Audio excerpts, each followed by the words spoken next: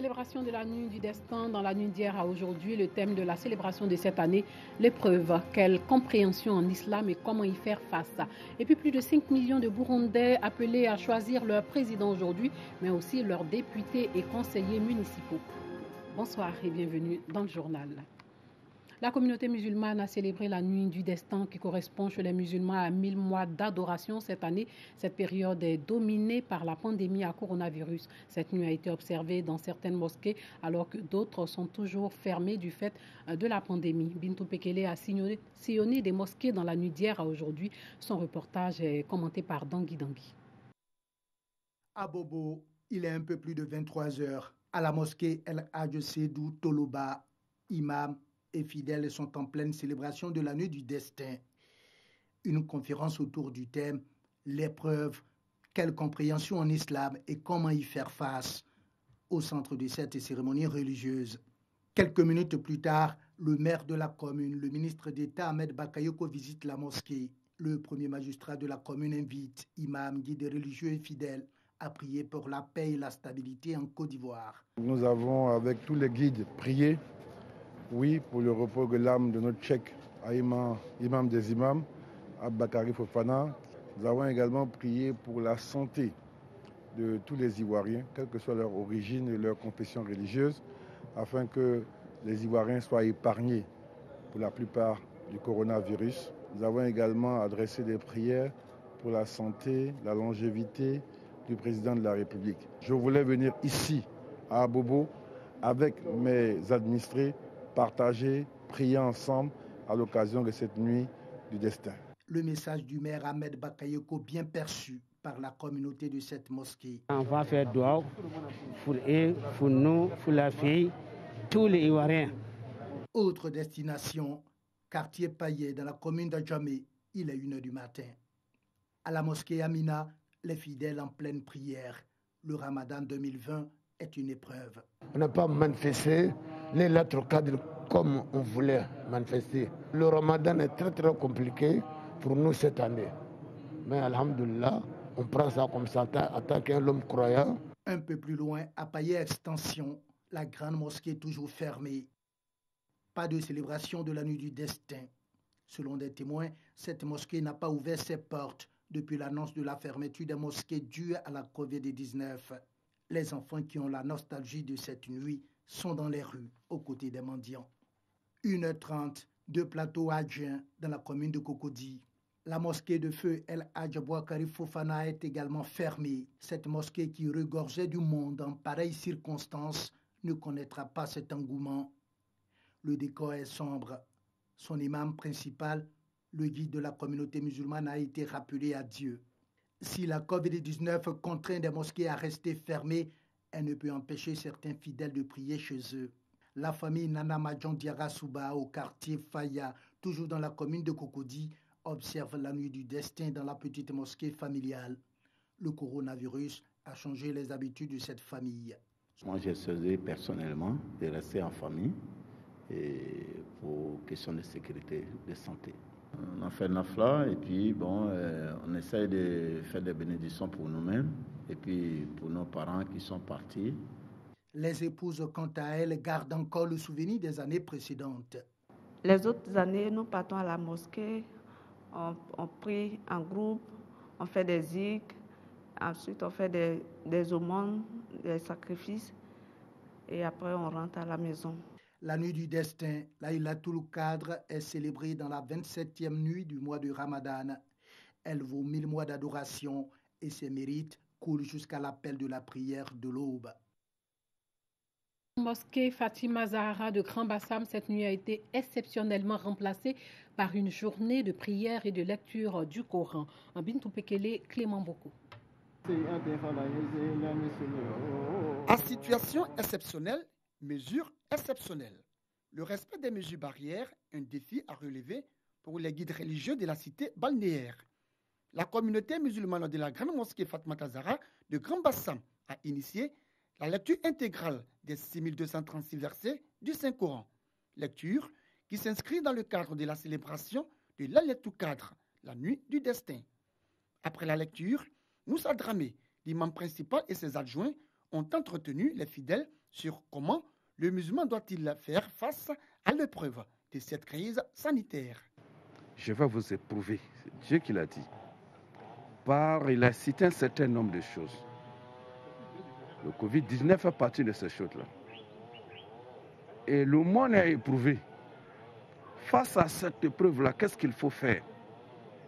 C'est ce que nous avons fait, la prière. Notre prière-là, que les choses s'arrêtent maintenant. Et c'est ce que nous avons fait à travers le Saint-Coran. Cette journée de prière parrainée par Dr Aka Aoulé, ministre de la Santé et de l'Hygiène publique, a bénéficié du soutien des autorités locales. Comme nous sommes dans une mosquée, faisons ce que nous avons à faire, nous, humainement, et le Tout-Puissant fera le reste. Nous voudrons remercier la communauté musulmane et dire qu'elle a beaucoup fait pour la sensibilisation et nous demandons à cette communauté de poursuivre cette sensibilisation. La communauté musulmane de la Grande Mosquée Fatoumata Zahra de Grand Bassam a fait des prières à la mémoire de Cheikh Aïma Bakari Fofana, décédé le 17 mai dernier. Des bénédictions ont également été faites pour endiguer la Covid-19. Les fidèles ont été invités à continuer la prière à domicile tout au long de la nuit dans le respect des mesures barrières.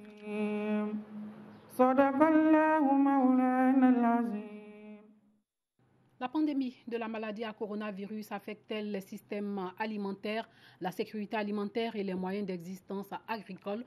En tout cas, l'Organisation mondiale de la santé a exprimé jeudi son inquiétude quant à l'impact potentiel de la maladie sur la sécurité alimentaire. Inquiétude partagée par les associations AMEFSI et CropLife Côte d'Ivoire. Ces associations réunissent les professions phytosanitaires qui s'engagent à soutenir les autorités dans cette lutte. Dangui Dangui. Les professionnels du phytosanitaire sont également au front dans la lutte contre la COVID-19. Ils sensibilisent les populations sur les mesures barrières contre le coronavirus, mais aussi contre l'usage des produits phytosanitaires.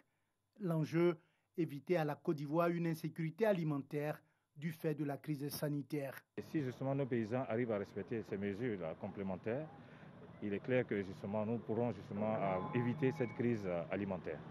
Aucun pays dans le monde, donc la Côte d'Ivoire, ne peut se permettre une crise alimentaire. Et c'est à juste titre que le gouvernement de Côte d'Ivoire, à travers le ministère de l'Agriculture, a publié un communiqué pour favoriser, pour permettre la libre circulation des intrants agricoles. La pandémie expose tous les pays au risque d'insécurité alimentaire. En Côte d'Ivoire, les autorités travaillent à limiter les dégâts. Cette crise sanitaire menace tous les secteurs d'activité et l'agriculture n'est pas épargnée. Le ministre a pris des dispositions, mais malheureusement sur le terrain, il y a certaines personnes encore qui ont du mal à appliquer ces nouvelles dispositions. Dans le cadre de la lutte contre le coronavirus, les professionnels du phytosanitaire ont fait un don de kits sanitaires à la direction de la protection des végétaux, du contrôle et de la qualité du ministère de l'Agriculture et du Développement durable. La Fédération nationale des artisans de Côte d'Ivoire a rendu visite aux femmes productrices du vivrier dans leurs locaux situés dans la commune de Cocody. Il s'agit pour les artisans d'exhorter ces femmes à poursuivre la lutte contre la maladie à coronavirus. L'idée, c'est aussi de protéger toute la chaîne de valeur de la restauration, en commençant bien sûr par celles qui fournissent les vivres. La Fédération nationale des artisans de Côte d'Ivoire leur a offert d'ailleurs des kits de protection. Clément Boko. Les restaurants sont ouverts, mais la lutte contre la maladie à coronavirus ne doit pas s'arrêter. Ce sont en substance les propos du président de la Fédération des artisans de Côte d'Ivoire. En visitant les femmes productrices de vivriers, Tony Amalama et son équipe entendent protéger toute la chaîne de valeur de la restauration, en commençant par celles qui en sont tout au début. Toutes les denrées transformées dans nos cuisines sont des produits qui proviennent des champs et des marchés. Et donc, les femmes qui y travaillent méritent aussi d'être protégées, d'avoir les bons gestes pour nous éviter d'être des points de contamination de cette maladie-là. Dispositifs de lavage des mains, cache-nez, gel hydroalcoolique, des kits d'hygiène qui vont permettre de se protéger efficacement de cette pandémie à laquelle est confronté le monde entier.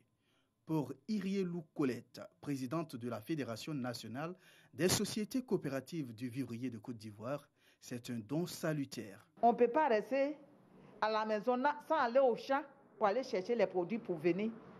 Sans venir donner pour que les femmes, nos femmes qui sont au marché, qu'elles trouvent les marchandises pour vendre, pour que la population continue de manger. Donc on reçoit ce don-là, c'est grand. En plus des kits sanitaires de protection, les femmes du vivrier ont reçu 300 bons de réduction d'achat. Après les femmes du vivrier, ce sont les restaurateurs du Grand Abidjan qui recevront la visite de la Fédération des artisans de Côte d'Ivoire. Le tournoi des natifs, un forum qui regroupe des personnes nées dans le même mois, vole au secours des populations du quartier Gobélé, c'est dans la commune de Cocody. Cette association a offert 300 kits de vivres et du matériel d'hygiène à ces personnes vulnérables en présence de notre reporter Clément Boko. Le tournoi des natifs, TDN, vole au secours des populations abidjanaises et de certaines villes du pays. TDN est un forum Facebook qui regroupe des personnes nées dans un même mois. Ces bénévoles apportent leur soutien à certaines familles démunies. C'est le cas au quartier Gobélé, dans la commune de Cocody. Cette action sociale-là se fait dans toutes les communes de la ville d'Abidjan et à l'intérieur du pays, notamment à Boaké, à Korogo, et à Benjerville, Bonois et à Boisseau. À Gobélé Village, nous avons distribué 70 kits. Et ces kits-là sont composés ce sont des kits alimentaires de façon générale et des kits de protection de mesures barrières contre le Covid-19, notamment des cache-nez, des gels hydroalcooliques, du javel et autres. Le TDN, le tournoi des natifs, a distribué 300 kits ce jour dans toutes les communes d'Abidjan. La mairie de Logoualé, dans la région du Tonkouy, a offert plusieurs tonnes de vivres et de non-vivres à ses populations. Gervais Kwasi du bureau régional de RTI Man. Des sacs et cartons contenant du riz, sucre, savon, gel hydroalcoolique ainsi que de l'argent en espèces, le tout pour un montant de 10 millions de francs CFA. C'est le don de la première magistrate de Logoualé à l'endroit de ses administrés en cette période de vaches maigres du fait de la pandémie à coronavirus. Chefs traditionnels, guides religieux, femmes, hommes et jeunes en ont bénéficié. Nous sommes fiers de notre fille, notre mère de Logoualé. Nous sommes fiers d'elle et nous nous disons de continuer à se battre pour que Logoualé soit développé. Malgré la crise sanitaire qui secoue le pays, Logoualé est en chantier, preuve que le gouvernement est au travail. Nous voulons faire de Logoualé une commune propre, une commune où on peut circuler, où la voirie va être bien reprofilée comme c'est le cas actuellement. Je voudrais dire merci au président Alassane Ouattara et particulièrement au ministre Amédée Kouakou. Profitant de l'occasion, le sous-préfet Nguessan a informé les populations que ces locaux sont ouverts aux demandeurs de la carte nationale d'identité. Vous pouvez vraiment vous rendre à la sous-préfecture pour le renouvellement de vos cartes nationales d'identité et pour l'identification. Donc je vous sensibilise afin que vous partiez ou vous rendiez à la sous-préfecture pour vraiment avoir les pièces pour mener vos activités dans la vie courante. Porte d'entrée de la région du Tonkouy, Logoualé, la ville bâtie sur le rocher, entend être la vitrine du vivre ensemble, de la solidarité et du développement. Plus de 5 millions de Burundais appelés à choisir leur président aujourd'hui, mais aussi leurs députés et conseillers municipaux en pleine pandémie de Covid-19. Le scrutin va marquer la fin de l'ère à Pierre Nkurunziza. 7 candidats espèrent remplacer Pierre Nkurunziza comme prochain président au Burundi. En vertu de la nouvelle constitution, la personnalité qui en sortira élue aura désormais un mandat prolongé de 7 ans, renouvelable à une fois. Ces changements auraient permis au sortant Pierre Nkurunziza de rester jusqu'en 2034. Il a cependant choisi de ne pas se représenter après 15 ans de règne. Plusieurs voix se sont élevées pour déplorer l'organisation de ce scrutin à un moment où le pays fait face à la pandémie du coronavirus, à l'instar des autres pays du continent. Sachez que le projet de loi qui entérine la fin du franc CFA a été adopté aujourd'hui en Conseil des ministres en France. Ce texte valide la transformation du franc CFA qui deviendra l'éco en maintenant la parité fixe avec l'euro, ainsi que la fin de la centralisation des réserves de change des États d'Afrique de l'Ouest auprès du Trésor français. Cela est conforme à l'accord conclu fin décembre entre la France et les États de l'Union monétaire ouest-africaine. Il a été également décidé le retrait de la France des instances de gouvernance dans lesquelles elle était présente. La parité fixe avec l'euro du franc CFA, le futur éco doit être maintenu. 1 euro égale à 655,96 francs CFA. Ce point est appelé à évoluer lorsque la monnaie commune ouest-africaine verra le jour. Voilà, c'est la fin de ce journal. Merci de nous avoir suivis et que Dieu veille sur nous.